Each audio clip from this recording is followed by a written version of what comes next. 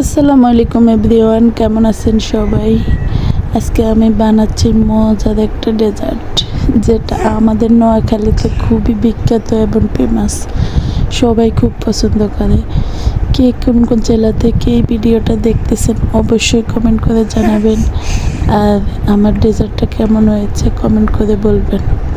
এখানে আমি 2 লিটার দুধ নিয়েছি, হাফ কিলোর মতো গুঁড়ো নিয়েছি, আর নিয়েছি একটা নারিকেল কোরানো। সবগুলো আমি সেই দুধের সাথে দিয়ে দিয়েছি। এখন এগুলোকে আমি ভালো করে বয়েল করব।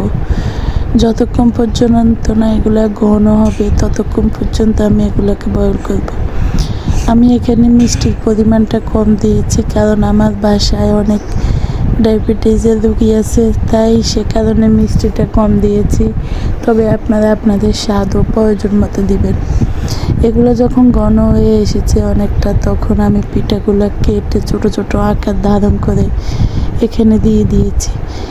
এই পুরো ভিডিওটা আপনারা যারা দেখবেন তারা যদি আরও ডিটেলসে জানতে চান কমেন্ট করবেন, তাহলে হয়তো আমি লিখে আপনাদেরকে ডিটেলসে দিতে পারবো।